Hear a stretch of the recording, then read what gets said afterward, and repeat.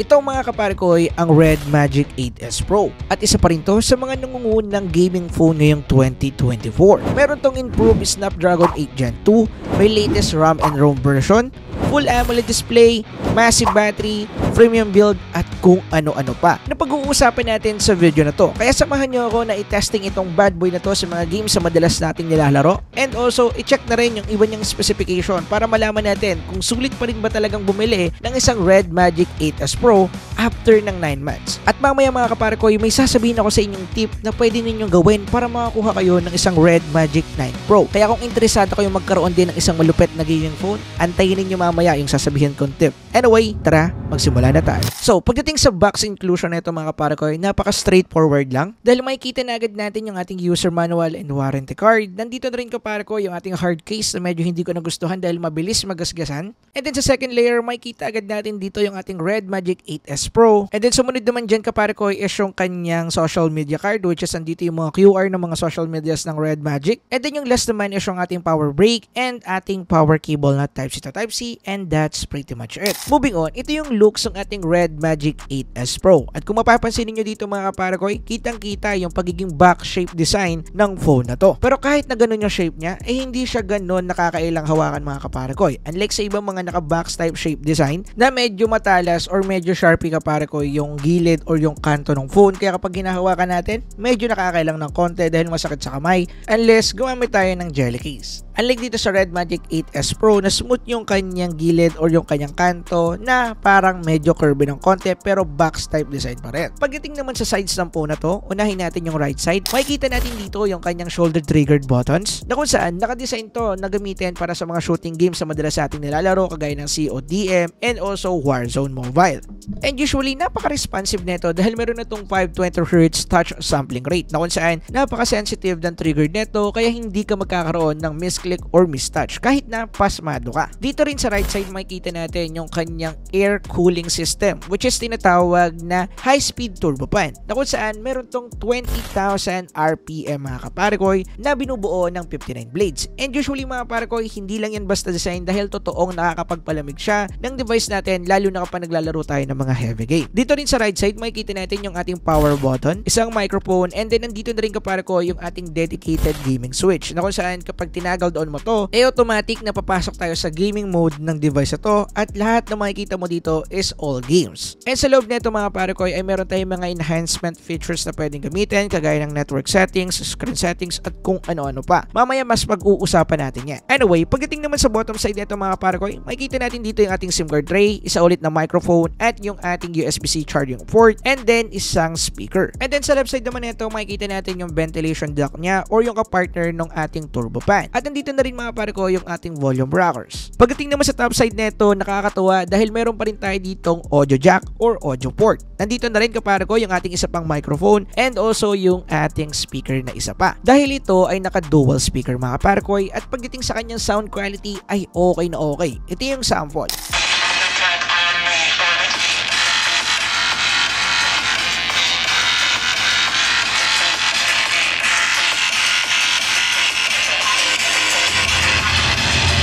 Moving on, ngayon pag-usapan na agad natin yung pinaka-reason kung bakit ka bibili ng isang Red Magic phone. At yan yung kanyang camera performance. Dahil joke lang. Siyempre, gaming capability. Dahil pagdating sa chipset na ginamit dito, again, ito ay naka Snapdragon 8 Gen 2. Pero hindi ito pangkaraniwang version ng Snapdragon 8 Gen 2. Dahil yung Snapdragon 8 Gen 2 na nandito sa 8S Pro ay same na ginamit din sa S23 series ng Samsung. At para sa mga nagtataka dyan, meron kasing dalawang version ng Snapdragon 8 Gen 2. Yung unang version is yung regular na nakikita natin sa iba't ibang mga phone including yung Red Magic 8 Pro na under version netong 8S Pro. And then yung second version nga is tinatawag na Snapdragon 8 Gen 2 for Samsung phone Galaxy mga kapare ko. At that time, yung bagong i-release sa phone ng Samsung is yung S23 series. Kaya nung na-release na yung phone na yun at inopen na ng Samsung yung kanilang new chip or yung latest version ng Snapdragon 8 Gen 2 or yung pangalawang version nito, isa ang Red Magic sa pinaka-nanguna na kumuha or nag-avail ng chipset na to, kaya nabuo ang Red Magic 8S Pro. So alam na ninyo. So for sure, yung next sa tanong ninyo, ano ba yung pinagkaiba ng dalawang chipset na to? usually yung clock speed nila. Dahil yung regular version mga kapare ko ay merong 3.2 GHz clock speed, samantalang yung second version naman is merong 3.36 GHz clock speed. Mataas yun. At pagdating sa GPU, may nabago din dahil galing sa 680 MHz ay nagkaroon tayo ng 719 MHz. Malaki din yung significant jump doon mga kapare ko. At pagdating sa kanilang Antutu ay napatunayan na mas malakas talaga yung chipset na to dahil pumalo lang naman to ng 1.6 million Antutu benchmark score galing sa 1.3 to 1.4 Antutu benchmark score ng Snapdragon 8 Gen 2. Anyway, pagdating din sa kanyang thermal mga pare ko ay mas nagustuhan ko itong Snapdragon 8 Gen 2 thermal dahil as you can see, makikita natin dito sa ating testing sa loob ng isang oras ang thermal test natin ay nakakuha tayo dito ng pasadong thermal mga kapare ko. Kitang-kita nyo naman. At pagdating naman sa kanyang Wild Rift Extreme Stress Test ay nakakuha tayo dito ng loop score na 3,700. Mataas yan mga kapare ko which is pang gaming score talaga. At pagdating sa kanyang temperature na nakuha habang tinetesting to mga kapare ko ay pumalo lang siya ng 48 degrees Celsius. Yes mga kapare ko, tinalo niya yung Red Magic 9 Pro natin na pumalo ng 55 to 56 degrees Celsius sa pagkitesting ng Extreme Wild Rift Stress Test. Pero kagaya lagi na sinasabi ko, lahat ng mga data na nakukuha natin sa mga ganitong testing is just a expectation setter. Tingnan talaga natin yung kanyang performance sa gaming para malaman natin kung okay nga ba talaga or capable siya dito.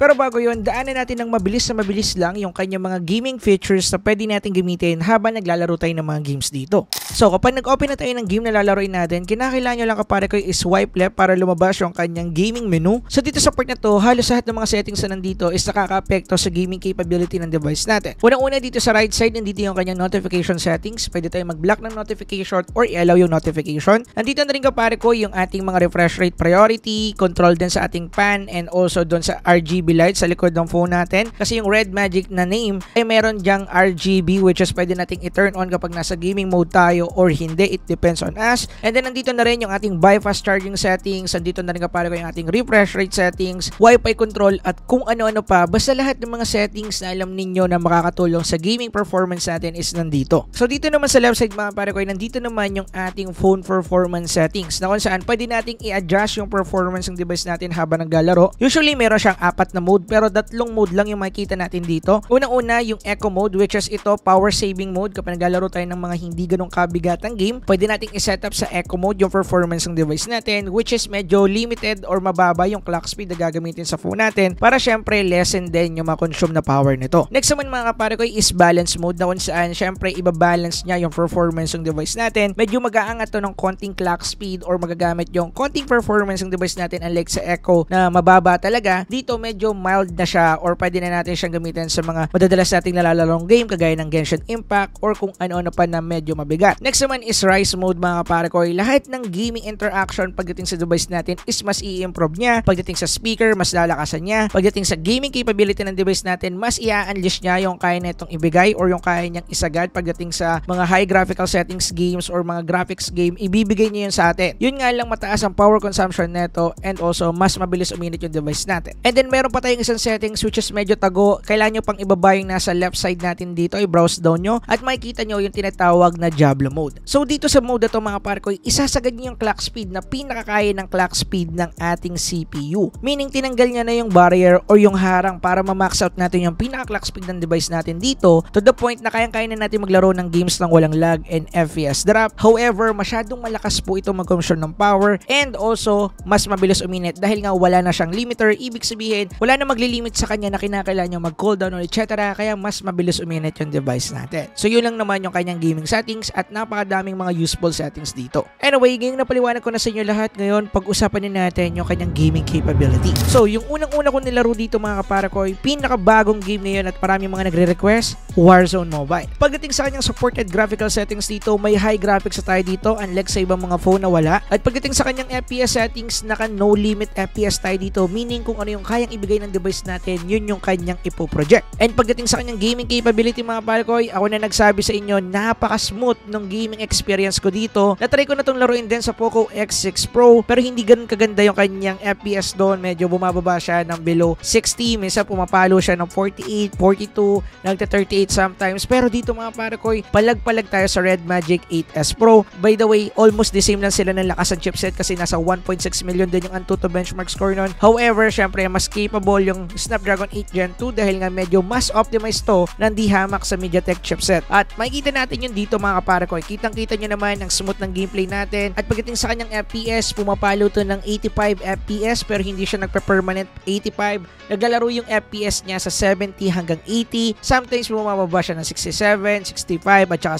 63. Pero biglaan lang yun. Ibig sabihin hindi siya nagpe-permanent na bumabagsak sa ganon. Minsan lang pag mayroong mga explosion or marami ng kalaban dun sa field. Pero reasonable yun dahil hindi pa naman ganong ka-smooth or ka-optimize itong game na to. Kaya win-win siya pagdating dito. Anyway, pagdating sa kanyang temperature after ng 2 games sa paglalaro, nakakuha lang tayo ng 38 degrees Celsius to 39 degrees Celsius, almost 40 degrees Celsius na. So ibig sabihin, kayang-kaya and also hindi talaga tayo magkakaroon ng problema pagdating dito sa Warzone Mobile dito sa 8S Pro. And then tinry ko rin siya sa Genshin Impact. At yung settings na supported sa kanya is highest graphical settings preset and then 60 FPS. At pagdating sa kanyang gaming performance, yung unang-una ko napansin dito is yung kanyang graphics quality. Ang ganda mga kapare ko tingnan. Dito ko na-appreciate yung ganda ng ultra graphics or highest graphical settings sa mga gantong phone. Dahil unang-una naka-in-display camera nga po pala ito mga kapare ko. At kitang-kita naman natin na wala na talaga tong camera module or kahit anong klaseng fan control module dun sa itaas na part niya. As in buong screen sakop na sakop mo for gaming lang. Ang ganda niya tingnan dito mga kapare ko. At nga pala pagdating sa kanyang FPS dito mga kapare ko, naglalaro ng 50 to 60 FPS siya maintain. Pero meron pa rin papitik-pitik na bumababa yung FPS niya ng below 50 FPS. Minsan nagpo 48, 45 ganyan. Pero natural lang yan mga kapare ko dahil habang nag-gaming test tayo dito, nakaset up yung kanyang gaming performance sa balance mode. Ibig sabihin naka-balance performance lang yung full device natin. Hindi ko siya sinet up sa Rise mode. At for sure, kung isa-set up ko siya sa Rise mode or Diablo mode, kaya niya mag-maintain ng 60 FPS. Yun nga lang, mas mabilis uminit yung device natin doon. Anyway, pagdating sa kanyang temperature, tinapos ko lang dito yung daily quest. Umabot to ng 30 minutes to 35 minutes. Nakuha natin temperature ay 42 to 43 degrees Celsius, which is not bad dahil naka-high graphical settings to mga kaparakoy. So, dapat mas mataas pa to dito. At doon sa kanyang gaming time is reasonable na yun mga kaparakoy. Okay na okay yung kanyang thermal pagdating sa Genshin Impact. Next naman na nilaro natin mga kaparakoy is Mobile Legends. Yung supported graphical settings siya dito is ultra frame rate and ultra graphics. Pagdating sa kanyang gaming performance, hindi na kinakailangan pang i-explain pa dahil Mobile Legends yan at syempre powerful masyado tong device ito. Smooth na smooth yung ating mismo performance dito. Ito talaga masasabi ko na maintain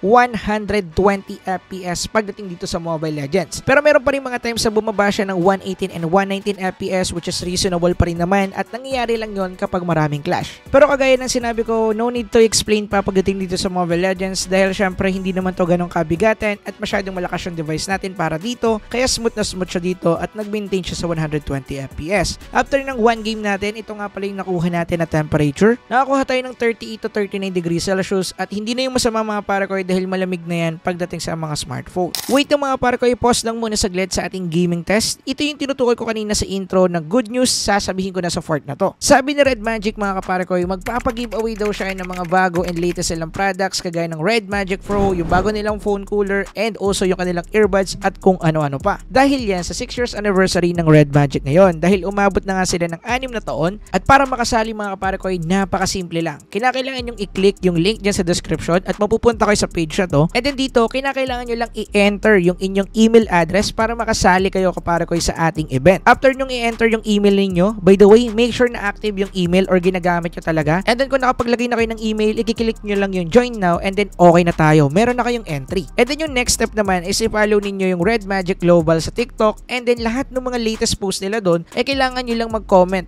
ng about sa 6 years anniversary ng ating Red Magic. At kung sino yung pinaka-active doon, ay malamang sa alamang ay pipiliin nila mga kapare ko. And pagdating nga pala sa announcement ng mga mananalo, gaganapin yan ngayong April 26 sa kanilang TikTok account. Ila-live nila yon. Kaya kinakailangan yung gawin, mag-focus talaga doon sa TikTok nila at antayin niyo yung April 26 and I hope lahat kayo makasali dahil sayang yung event. Minsanan lang to, wala namang mamawala. Anyway, ilalagay ko yung link dyan sa description and pinned comment section and I hope makasali kayo. Yun lang. Anyway, yung next naman natin na nilaro dito is Starlight 84 and then sinet up natin siya sa extreme settings. At pagdating naman sa gaming capability nito dito sa Starlight 84, hindi siya nagpe-permanent sa 120 FPS pero pumapalo siya ng 120 FPS. Sometimes bumababa siya ng 100 plus FPS, minsan bumababa pa siya ng below 100 FPS, pero paminsan-minsan lang naman yun mga kaparakoy. So usually yung pinaka normal FPS niya is around 100 plus FPS. Bumabagsak siya ng below 100 pero papitik-pitik lang din, same lang din ng mga ibang game kanina. So after naman ng 2 games sa paglalaro ng Firelight 84, tumagal din to ng 35 minutes. Ito yung nakuha nating temperature. Umabot lang naman ng 40 to 41 degrees Celsius yung nakuha nating temperature dito sa loob ng 35 minutes na playing time. Anyway, ngayon na-testing na natin to sa mga mabibigat na game at madalas nating nilalaro. Pag-usapan naman natin yung ibang specification ng device ito para malaman natin kung ano pa ba yung value na kaya niyang idagdag para sa kanyang presyo. Let's go. Unahin na muna natin yung display part nito dahil meron lang naman tong 6.8 inches Full HD Plus AMOLED display. And again, kagaya ng sinabi ko kanina, yung special sa display nito wala na po itong functional camera dahil naka-in display o nakatago na yung kanyang camera kaparakoy dun sa display, pero may camera pa rin po dyan sa specific part which is yung middle ng ating mismong device. At pagdating naman sa display quality nito mga kaparakoy ay panalong-panalo din dahil ito ay merong color gamut na DCI-P3 which is mas enhance yung mga red colors. Ibig sabihin yung red, yung black, or yung mga matitingkad na kulay is mas enhanced siya unlike sa ibang mga AMOLED display or kaya unlike sa mga IPS LCD panel. At meron na nga rin pala itong 120Hz at naka wideband security level L1 na rin to sa ating Netflix. Kaya pang gaming talaga yung kanyang setup pagdating sa display. At kung gagamitin mo rin to sa labas or sa outdoor, kahit na medyo matirik yung araw, okay na okay din dahil meron tong max brightness na 1300 nits. Anyway, pagdating naman sa RAM neto mga kapare ko, meron na itong latest LPDDR5X RAM at pagdating naman sa kanyang storage, ito ay naka UFS 4.0 which is maganda mga kaparakoy dahil mabilis na yung receiving data, unpacking ng resources or kaya download speed ng ating mismong device. Anyway, pagdating naman sa kanyang battery mga kaparakoy dahil nga gaming phone to, ito ay naka 6,000 mAh of battery at supported na rin ang 65 watts fast charging. And by the way, yung charging brick nga pala nakasama sa box is GAN charger na po yan, kaya mas mabilis pa yung charging speed neto unlike sa mga regular chargers natin. Pagdating naman sa operating system neto mga kaparakoy, currently meron na itong Red Magic OS 6 which is ito yung UI nila, and then under to ng Android 13. Pero meron ng rumor na magkakaroon na to ng update para sa Red Magic OS 9 and then magiging Android 14 na rin po ito. Kaya abang-abang na lang siguro. Anyway, ngayon pag-usapan naman natin yung kanyang camera capability. Hindi naman kasi talaga camera type tong phone na to pero may panglalaban pa rin naman. Unang-una, ito ay binubuo ng 3-fold camera setup. Meron tayo ditong 50MP para sa kanyang main camera, 8MP para sa kanyang ultra-wide camera at 2MP naman para sa macro camera. Pagdating naman sa kanyang video capability, kaya niya mag-shoot ng 8K at 30fps and 4K at 60fps. So ito talaga yung pinaka-limit ng Snapdragon 8 Gen 2. So sinagad talaga dito. Pagdating naman sa selfie camera nito, meron tayo ditong 16MP and 1080p at 30 at 60fps kaparakoy na video resolution support. And to be honest mga kaparakoy, hindi ko talaga madalas nagamit yung camera nito nung tinetesting ko siya dahil mas pinokus ko yung gaming performance ito. Pero ito yung mga nakuha nating sample and shots na pwede nyo pa rin tingnan.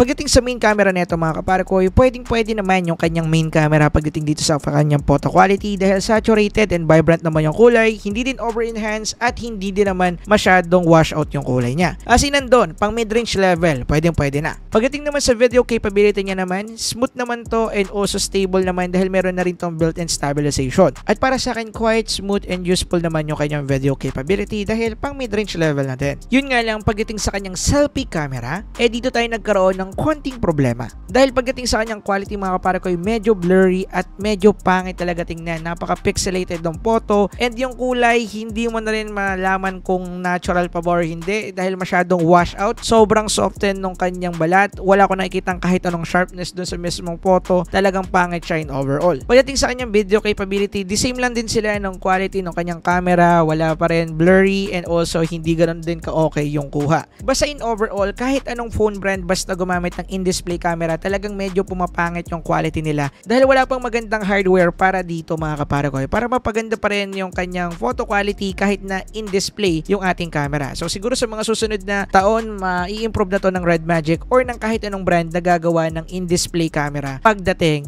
dito. Anyway, para sa aking final verdict mga pare ko, kung ako yung tatanungin ninyo, mas way more better pa rin yung Red Magic 9 Pro dahil nga mas marami mga features yun na dadagdag pero usually almost the same lang din naman pero yung ginamit kasing chipset doon is yung pinakabago and then pagdating kasi sa kanilang presyo, the same pa rin na $640 or around 45,000 pesos or lagpas pa, it depends sa variant na bibili ninyo dahil para sa kanyang presyo, lahat ng cons na sinabi ko sa Red Magic 9 Pro is nandito rin pero mayroong mga advanced features yung ating Red Magic 9 9 Pro na wala dito sa Red Magic 8S Pro, pero the same lang sila ng presyo, kaya syempre mas okay yung isang yon. Pero kung ako yung tatanungin ninyo pagdating sa thermal, mas okay to kaysa sa Red Magic 9 Pro, ako na nagsasabi. And sometimes nagkakaroon ng sale ang Red Magic at mas mababa nila sinisale ang Red Magic 8S Pro. Umaabot ng 35,000 yung kanilang 512 variant, which is maganda yun mga kapare ko. Baka matimingan ninyo, mas maganda kung doon kayo makakabili sa time na yon. Anyway, dito ko na tatapusin yung video at yung sagot doon sa tanong na sulit pa rin ba to after 9 months, ang sagot dyan is oo, lalo na kung mabibili nyo to sa kanilang sale price. Napakasulit na ito kung ako yung tatanungin ninyo. At para nga pala dun sa mga sasali ng giveaway, I hope makasali talaga kayo mga kapare ko dahil konti pa lang yung nagre-register at this 26 na po mga kapare ko yung kanilang releasing. I hope makasali kayo dahil may pagkakataon na kayo ay manalo ng isang gaming phone. I hope may manalo dyan ng isang kapare ko natin. At kung ikaw yung mananalo, comment mo agad sa video na to. Anyway, yun lang. Maraming salamat. Peace.